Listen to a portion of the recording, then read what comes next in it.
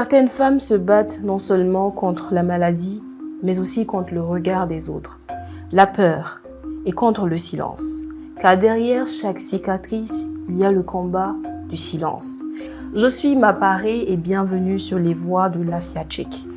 Aujourd'hui, à travers l'Afia Tchèque, nous allons vous inviter à écouter, à comprendre et à surtout partager des histoires qui vont vous glacer le cœur, mais aussi des histoires qui vont vous donner de l'espoir. Dans cet épisode, nous allons entendre l'histoire d'une jeune femme.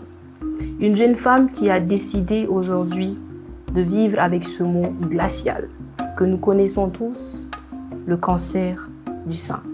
Madame Farida Zungrana, bonjour et bienvenue sur le plateau de l'Afia Tchèque. Merci. J'espère que vous allez bien. Je vais bien. Super. Alors, comment est-ce que vous avez découvert la maladie et quel a été votre ressenti dès les premiers abords? Bon, disons que tout a commencé en février par une autopalpation que je me suis faite. J'ai découvert en fait une petite boule dans mon sein droit et en même temps je suis allée en consultation au camp. Maintenant, après la consultation, on m'avait préconisé de faire une échographie. Et les résultats de l'échographie disaient que c'était au fait juste un nodule bénin qui allait passer seul, parce que ça arrive à beaucoup de femmes. Et on m'avait juste prescrit une pommade progestérone pour appliquer pendant 6 mois et revenir.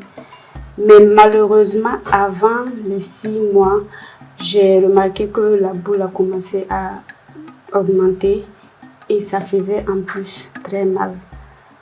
Bon, les premiers instants, c'était pas facile parce que je me suis dit que bon, c'était normal que ça allait passer parce que j'étais allée revoir les médecins qui m'avaient dit que c'était peut-être psychologique. Mais si la douleur persiste, ils m'avaient donné juste des calmants pour les douleurs, mais ça ne calmait pas au fait. Et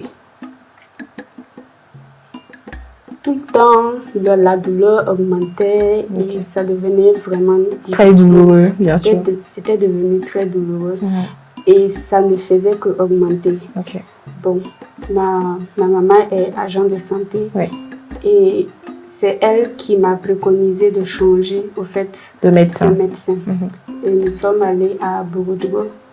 De là, lorsque le médecin m'a examinée, elle a vu que le sein était inflammé. Wow. Et c'était à cause de ça que ça faisait très mal. Très mal.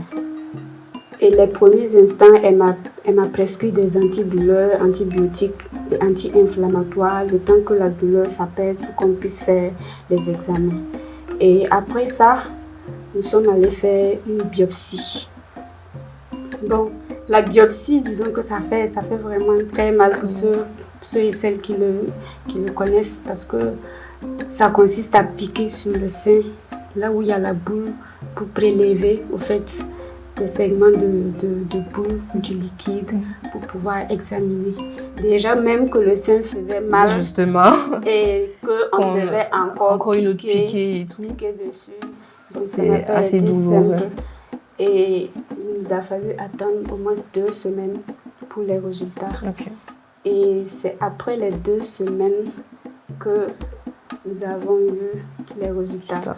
Dès les premiers instants, la maman n'a pas voulu me dire ce qu'il en était. Après les consultations. Elle craignait que ça m'affecte et tout. Donc, en même temps, j'ai appelé une de mes grandes sœurs parce que je savais qu'elle ne pouvait pas ne pas lui dire justement, c'est ça. Et c'est elle qui m'a expliqué. Ça n'a pas été facile ce jour parce que j'étais vraiment triste et déboussolée parce que je ne savais pas qu'est-ce que j'allais devenir. Justement. Pourquoi moi à cet âge? Bon, c'est pas évident que tout le monde le prenne bien, justement. Dès les premiers instants. C'est vrai. Alors, ce que j'ai entendu, le cancer du sein se contracte seulement qu'avec les femmes un peu plus matures, mais pas les jeunes filles. Et toi, en tant que jeune fille, quand tu l'as ressenti, quand on te l'a diagnostiqué, tu sentais quoi? Ta vie basculait tout d'un coup, à ton âge là, avoir la sûr, maladie? Parce que j'ai 27 ans. Ouais. Et à mon âge, on a vraiment beaucoup de rêves, Ouais. on a des projets. Un coup, on t'annonce que voilà, tu as le cancer du sein. Et pour ce qu'on voit déjà de la maladie, lorsqu'on dit qu'une femme a un cancer du sein, bon, on s'imagine déjà tous les scénarios possibles dans la tête, c'est ça. Parce qu'on se dit quand même, bon, si c'est arrivé au stade du cancer, c'est que voilà. La vie n'a plus son sens d'y être. C'est que voilà, tu vas bientôt passer partir de l'autre côté. C'est ça. C'était quand même difficile. Mais bon.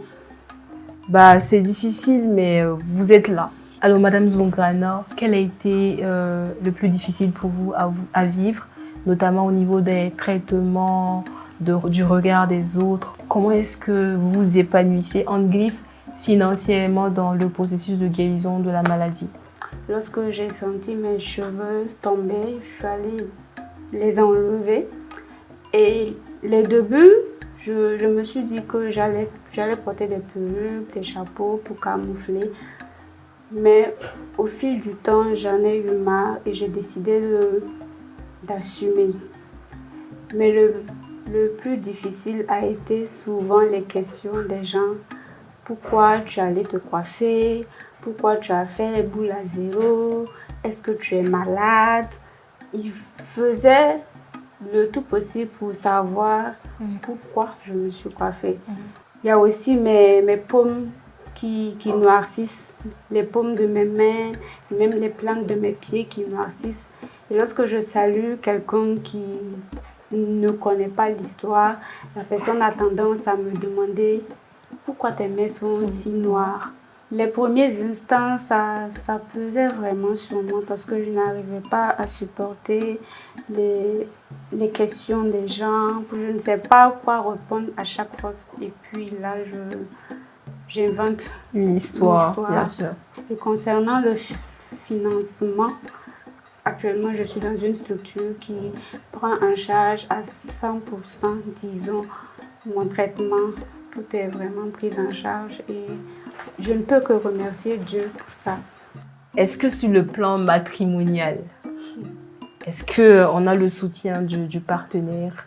Est-ce que vous avez ressenti plus d'encouragement, de soutien, de compréhension, surtout de la part de la famille et des amis proches? Je ne suis pas mariée, mais j'ai un compagnon qui me soutient vraiment à 100%. Il me conseille, il me pousse à aller de l'avant, à m'assumer pleinement et à ignorer le regard des autres. J'ai vraiment eu beaucoup de soutien. Je peux dire que c'est ça vraiment qui m'a donné le courage d'aller de l'avant et de combattre la maladie parce que je sais que ma famille sera toujours là pour moi. C'est vrai que je suis avec souvent la maman, mais les amis aussi se portent souvent volontaires pour venir participer. Le plus important, c'est de faire fi de ce que les gens disent parce que quelle que soit la situation, les gens vont parler. Toujours parler, bien sûr. Donc il faut assumer pleinement et puis vaincre la maladie avec l'amour inconditionnel des proches, du compagnon et qui est surtout important, ça je le précise énormément. Voilà. Alors, nous sommes presque au thème de ce podcast-là. S'il y a un message qui te tient à cœur, quel serait ce message-là que tu voudrais dire à toutes ces femmes, ces jeunes filles qui traversent également la même étape que toi? Moi, je ne m'étais jamais imaginé être dans cette situation.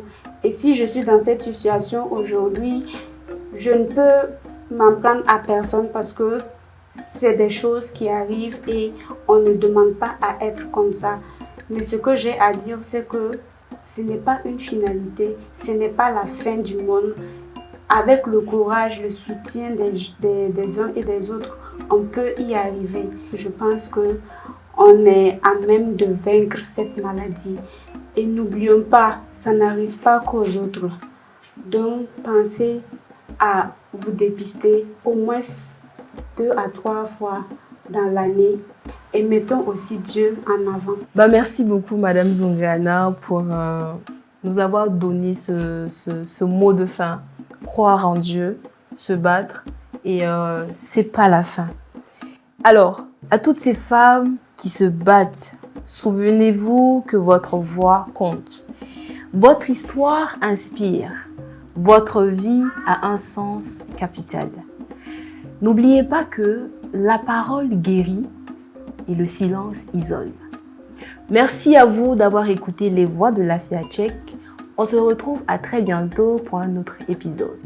Et avant ceci, allez-y, likez, commentez et partagez sur nos différentes plateformes.